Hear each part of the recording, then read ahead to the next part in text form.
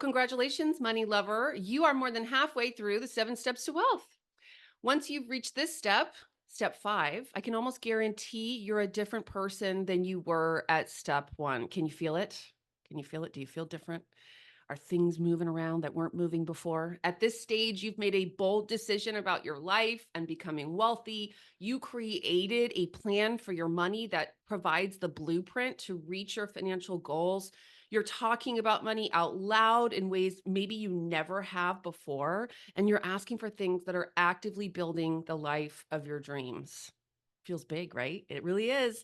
So now you're at the step I call earn. Earning money is exciting. It creates possibilities. And I promise you will find possibilities everywhere when you start looking for them.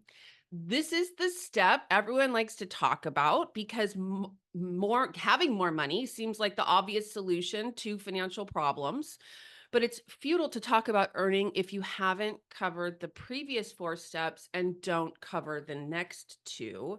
Most people who earn a high income don't retain or grow their wealth, unfortunately, because they're missing the other steps. And if you earn a lot of money and then spend it all, as I did so proudly in my past, you're no closer to your financial freedom at the end of the month. And that's the real goal here. But don't worry, because you won't be one of those people. You are a money lover, which means you're already looking after the first 4 steps, which are episodes 258, 259, 260, and 261 of this podcast, if you want to go back for a refresher. And you're good to take care of those increased earnings thanks to steps 6 and 7, which are invest and protect. Those are coming up next. If you've listened to the other steps in this series, you know that limiting beliefs create limiting behaviors. So the only limitations to your income earning are the limits you place on yourself. The purpose of this step is to start to think about earnings as an intersection between your thoughts and your choices. That doesn't mean that your earning potential comes down to meaningless or knee-jerk positive thinking or really anything woo that doesn't actually impact your real life conversations about money with the people who pay you.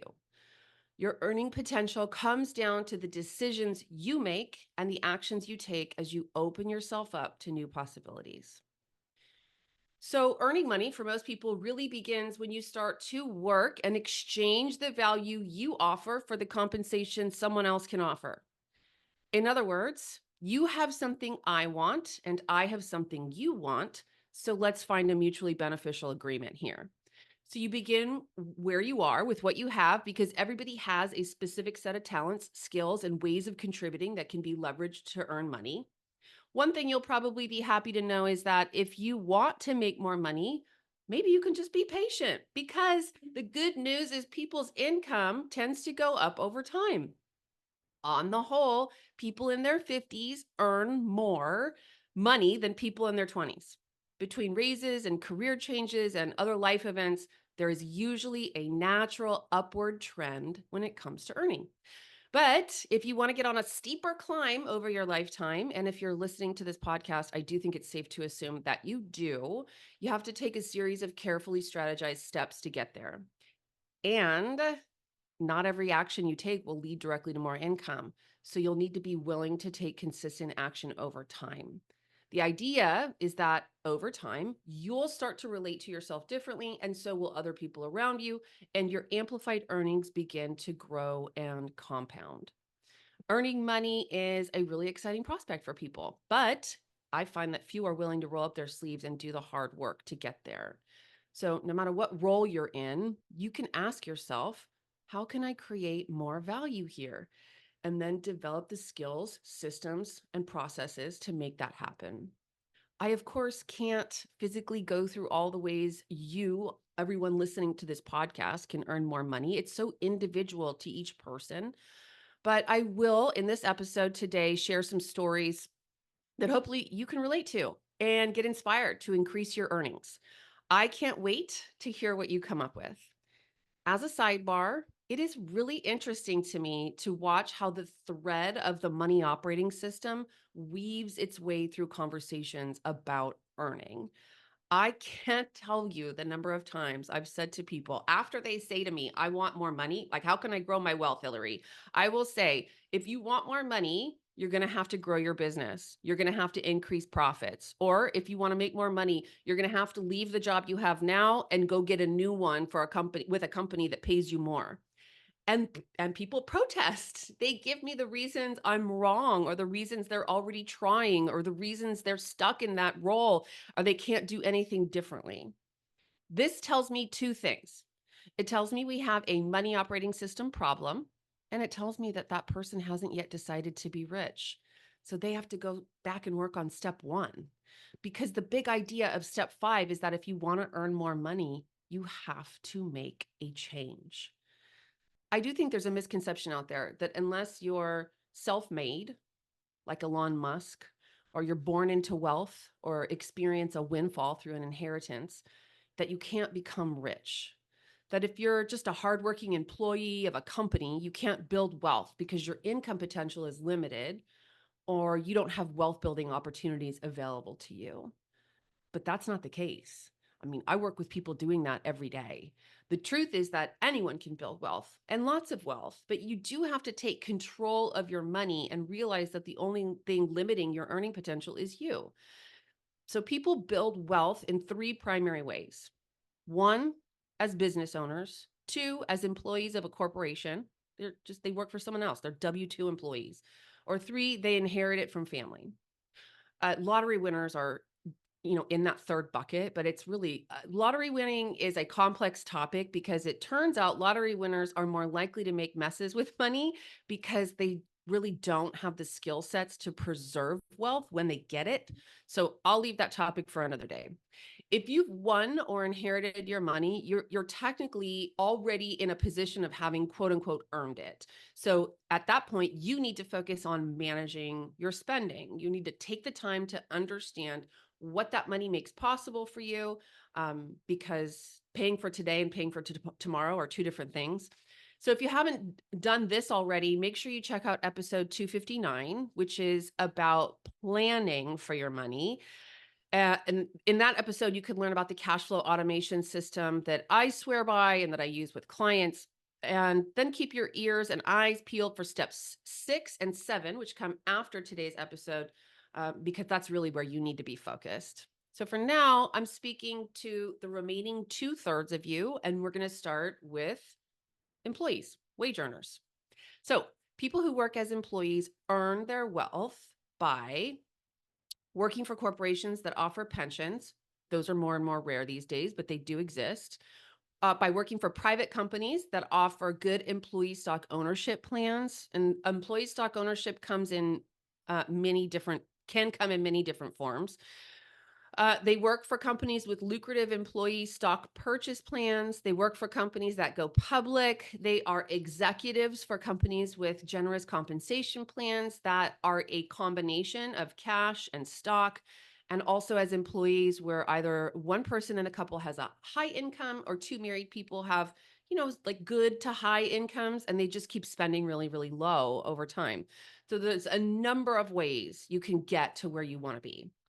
You can increase your earnings as an employee by learning how to better advocate for yourself, by getting additional training or professional designations, by asking for a raise, by shifting into a different role that opens up more opportunities, or you can look for another job.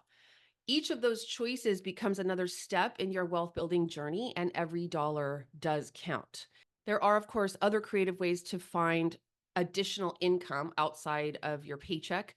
You can earn more money by getting paid, or you can earn more money by trimming your overhead. Both methods add more numbers to your bottom line. Like this podcast used to be called Profit Boss, and I would talk about how the magic of owning a business is the profit, and that even if you're a wage earner, the profit in your life is the difference between what you earn and what you spend. So definitely, either one of those methods, as I said, adds more numbers to your bottom line, and every contribution brings you one step closer to financial freedom. When I was digging myself out of incredible amounts of debt, tens of thousands of dollars in debt, I was unmarried and I didn't have kids. I was single and childless, and I did not have a cat.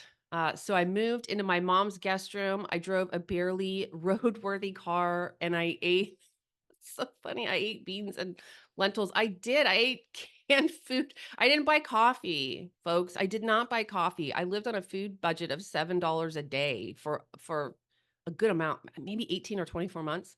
So I may not have been increasing the dollars on my paycheck at that exact moment, but I was absolutely increasing the amount that stayed in my bank account. I was making it possible to pay my bills, and that was the point. I mean, I kid you not. I coached someone who was at a ceiling with her earnings at work. And instead of getting discouraged, she took a hard look at her accounts. She asked herself what she really wanted to spend her money on. And she managed to cut $1,300 a month in subscriptions and recurring expenses. Oh my goodness. I think that's the highest number I've ever seen. Once that money was freed up, she could allocate that money in a way that better aligned with her values, supported her long term vision, and helped her build wealth. And she's so much happier for it. I mean, these numbers do add up over the course of 5 years, which can pass so quickly. Ask any parent. That amounts to $78,000 spent on stuff she genuinely did not want or care about. She didn't even notice it. When it comes to subscriptions and recurring expenses, the cost creep is real. To this day, I loathe the feeling of signing up for a subscription, and I absolutely refuse to let them take money out of my bank accounts. I always set it up so I'm paying them. So at least if I want to stop it, I can. So if you cut down on yesterday's promises, which is your overhead where you can watch your future earnings grow. All right, now let's talk about building wealth as a business owner. As an entrepreneur, there really is no shortage of ways you can increase your earnings, right? You have ultimate control. You can raise your prices, you can trim your operating expenses. If you have the profits in your business bank account, you can pay yourself more. A lot of business owners are terrified to pay themselves. I once had a coaching client. I She had $900,000 in her business bank account. I said, "Pay it to yourself. Take it out and pay it." Now, it worked in her accounting, right? I mean, it was an appropriate piece of coaching for her. It took, 9 months for her to actually do it. It was really like surprising. We had lots of money operating system conversations as a result of her not wanting to pay herself $900,000. If you want to turn the dials, you can hire more people. So that increases your capacity to earn more profits and pay them to yourselves. You might be someone who runs a company. You could take it public. You could partner with someone to bring in more expertise so you can add more value. And you could even have a liquidity event. You could sell your business. Lots and lots and lots of ways to make money as a business owner. Make sure you check out the show notes for this episode at hendershottwealth.com/262, because we'll include links to other episodes about creative ways that business owners have increased their earnings and built meaningful wealth. I've done lots of those episodes on this show. So just remember, the only long-term limits on your earning potential are the ones you put in place. The goal is to get you earning more and then to manage that money that you have coming in wisely so you can invest it and grow it and eventually earn income from those investments. That's the picture we're putting in place. That's the picture we're painting here. But to learn more about how to invest it, you'll have to wait until the next episode. So for now, let's get into some stories of what this looks like in practice from people at the earn step. Stories of people successfully earning. There are obviously seemingly limitless ways to earn more money. But today, my intention is that we leave you inspired to think outside the current box, because you can find new creative ways to increase your earnings and build wealth. I reached out to my team members. I asked for examples of ways they've seen our clients earn more money. And let me tell you, their stories did not disappoint. Buckle up and get ready to be inspired. Let's talk about a gal named Michelle, who's a friend of one of the CFPs who works on my team. Michelle had been working in the same type of role her entire career. So she works for a nonprofit. And obviously, nonprofit work can be really fulfilling, heart centered work, right? And that's important. Her skill set is strong and she does love her work. But recently, she started to feel stuck and she wanted more for herself. She wanted more responsibility and more money. So she decided to see what else was out there. She did a bunch of research on what it could look like for her if she made a lateral move to apply her skill sets elsewhere, probably in the for profit sector. But when Michelle thought about leaving her current employer, she was surprised to discover that something just didn't feel right about that. Her organization has a really close knit team, which is unique and special and valuable, and she didn't want to leave. She has strong relationships and connections with the executive team, and she felt she could really navigate getting what she wanted from her current work employer rather than looking elsewhere. So instead of searching for a new job, she drafted a proposal to redesign her existing job description to include a title change and an increase in salary. And her employers approved it. So this is we're marrying the ask and the earn steps to wealth, right? I mean, they're not always completely separate, and it's amazing what you can get if you ask. So I think the theme here is being uncomfortable can turn into a good thing if you let it lead to advocating for what you want. Michelle's bosses at her nonprofit wouldn't have known she was unhappy unless she said something about it. And that takes willingness to self advocate, and it takes a lot of courage. So Michelle applied her knowledge of the organization to her desire for more and asked for something that the team decided to say yes to. So brava, Michelle. Next, let's talk about Amanda. Amanda's a real estate agent who is a friend of another of my incredibly talented CFP crew. Amanda makes great money. But of course, one of the things that's true about working on all commission is that you will have months where income is high, and you also have months where income is zero. We refer to that as lumpy income, and you do have to plan for it. Amanda realized that she did have months where there was zero income coming in. And, whether that's because in this particular market, houses are moving slowly, interest rates are up, or maybe she just wasn't doing enough marketing. So she got creative. She decided to solve her own income earning problem. She started hosting webinars for her current clients and their friends, and she brings in experts like financial advisors or CPAs or construction contractors who are experts on remodels to talk about strategies that people can follow when selling or buying a second home. Reason for this, Amanda lives in an area where most of the homes are second homes, like a vacation place. So by anticipating what her potential clients might be interested in knowing about or what might be profitable for them, like gifting a home to your kids while you're alive or selling that home and giving cash in a way that doesn't generate gift tax, she is getting herself more exposure and kudos from her current clients and prospects. Amanda says that hosting these webinars has been huge for her financially, really helped her solve that lumpy income problem, led her to close twice as many transactions over the last 12 months as she thought she would have otherwise. So, how you can learn from Amanda's success is to really think about how you can bring more value to the people who currently pay you. We're always doing this at my firm, right? We're just thinking about what are the clients talking about? What do the clients want and need now? What are they concerned with? What are they trying to create in their financial life? What can we provide that solves a problem they have, right? That is how you solve customer problems. That's how you create customer value. And that's how you run a great business. So my podcast production team is actually an example of this. Charlie over at Podpost Media cold emailed me with a couple examples of how his team could market my podcast. This was years ago, better than the folks who were doing it at the time.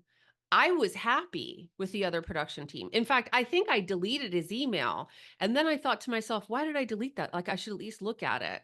I really wasn't looking to replace my existing team, but I loved what Charlie sent. And I eventually decided to move over to working with him and his team. And it's been several years of a very successful relationship. I love those guys. And this is all because Charlie offered it to me. That's a win win. All right, let's talk about Katie. Katie's really the hero of today's episode. Katie is a friend and she's also a client. Katie and I met in our late 20s, so I've gotten to see her in many phases of life. I interviewed her years ago on this podcast because I had watched her really take the reins of her own earnings power and career satisfaction, by the way.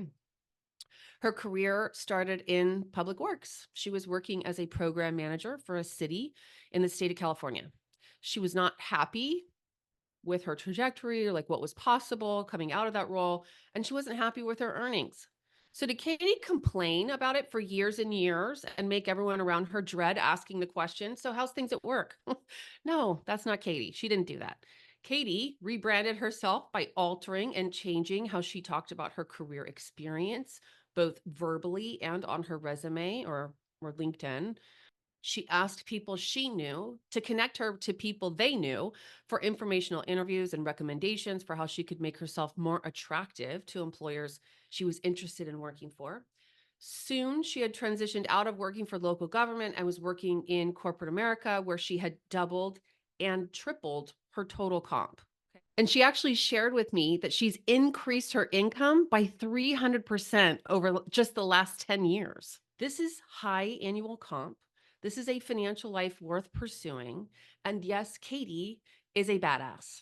However, you too can learn from the principles Katie says she embodies when it comes to what she's willing to work for. So I did a mini update interview with her, and I'm about to pass her multi-million-dollar secrets on to you. You might want to get a notepad and a pen because notes should be taken. Here we go.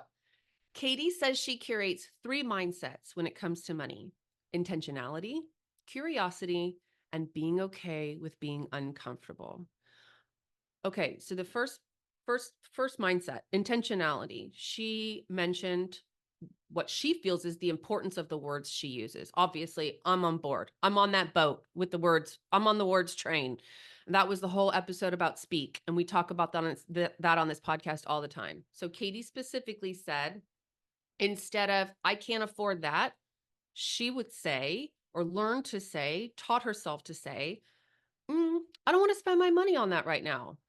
And instead of saying or thinking, "I can't make that kind of money," she blends intentionality and curiosity by coming up with, "I wonder how I can make that kind of money."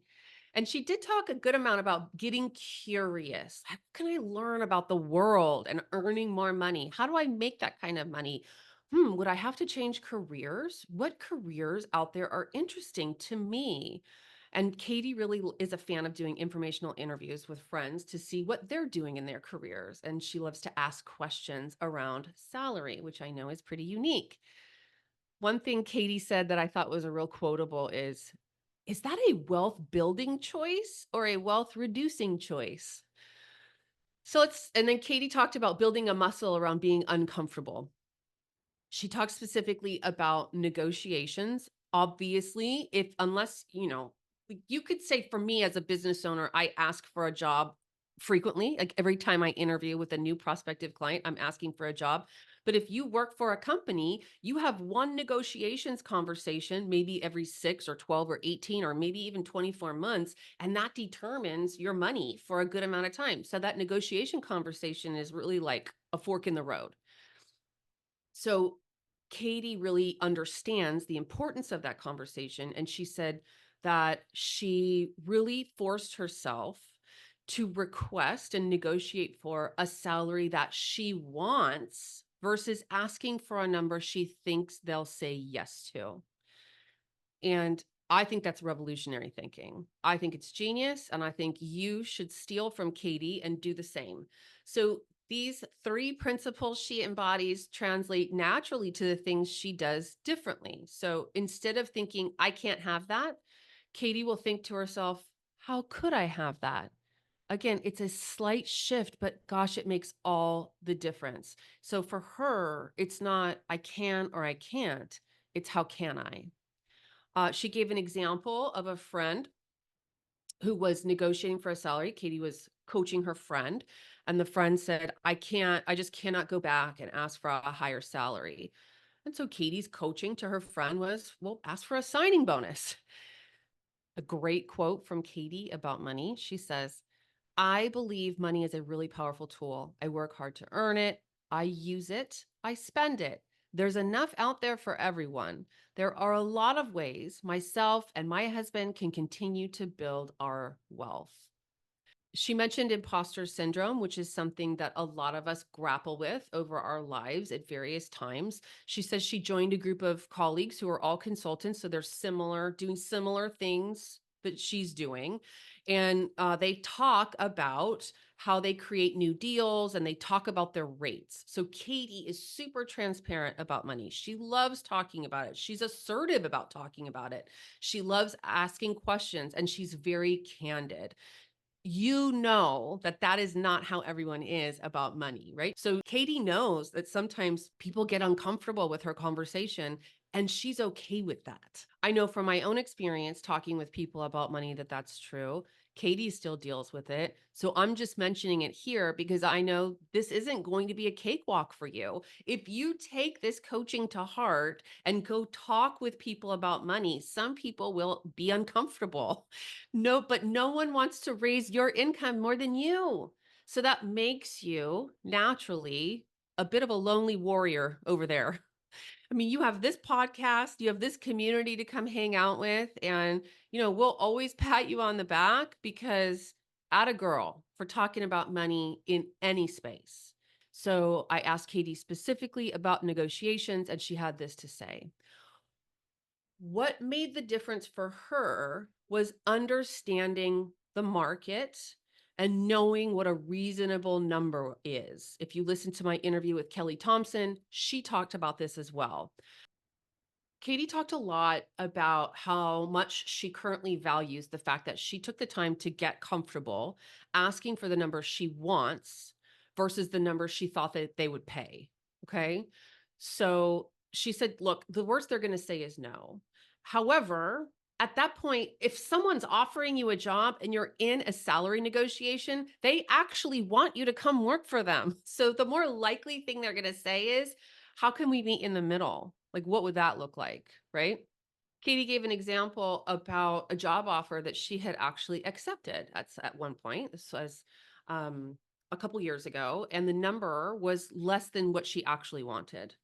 So she left the negotiation having accepted a particular salary. She talked to a colleague and they both agreed, look, the money is just a little off. She said, I feel like this salary number should actually be 10% higher. Her friend who knows the market says that number that you're saying that's 10% higher than what you accepted, that feels like the right number. So Katie called the CEO back. She said, look, I'm super excited to join the company. Here's what I know about the market, and here's what I can bring to this role. And this is a number I would be happy to work for. And the CEO said, okay. So Katie had this huge realization. I can still make these requests when I'm sweaty and uncomfortable, and it seems like it's too late. So even though all the conversations in Katie's head are saying, don't go ask for that, Katie's like, no, you know what? I'm going to ask for that. Katie knows now that she's willing to take action in the face of fear. She's bold. She's not willing to settle. And if it doesn't feel right, she's going to go back and try to fix it. And she's not going to wait until she feels comfortable asking to do the asking. That's pretty powerful stuff there. All right. I have shared stories throughout this episode that have undoubtedly inspired you with actions you could take to earn more for yourself. It's here that I want to remind you to think about earnings as some kind of intersection between your thoughts and choices. You need to think differently and you need to take different actions if you want different results. You can decide to earn more money, but you have to be willing to make changes, sometimes radical ones, to make that happen. Those changes might look like asking for a raise. Yes, asking can change your life. If you're in a dead end career, you might have to switch to a more lucrative industry. It might look like building your technical skill set so you can climb the ladder in your current industry. Or it might look like a side hustle, consulting on the side within your current industry. This is where the rubber meets the road. Earning is unique to each individual human being. Only you know and create your possibilities. And every change you make might produce a little more income or a lot. It really depends on you and your vision for extra sources of income and your commitment to seeing it through. Really, so much of building wealth is about confronting the possibilities for your life that you inherited or showed up to today with, and the fact that you can expand them in your future. Your potential to earn more income can open the door for more possibilities, but you have to know what you're working towards so that you can get clear on the choices you have to make to get there. So, what could happen in your life if you change your choices and your thoughts? Honestly, one of the biggest struggles I've seen clients and friends face in the earn step is overcoming strongly held beliefs about what's possible for them. I've seen people languish for years with income that wasn't satisfying. Like, it's not joyful. It's not joyful to earn less than you want or think you're worth, right? Don't subject yourself to that. All you have to do is be willing to make a change. Overcoming these mindset struggles and taking the actions to create more income is worth it. I know it can be uncomfortable. It's always uncomfortable to do something you don't know how to do, but it's worth it not only because empowering yourself to create more wealth has a positive ripple effect throughout your life, because you'll start to own your power and relate to yourself as a person who can make things happen. And the bigger bank account and investment account balances that follow are the cherry on top. Truly, alter your thoughts, alter your choices. Possibilities are everywhere around when you start looking for them. So, is there a change you're going to make so that you can earn more? If so, I would really love to hear about it. Send us an email at hello@hendershottwealth.com and tell me how you're going to earn more money so you can get closer to your financial goals.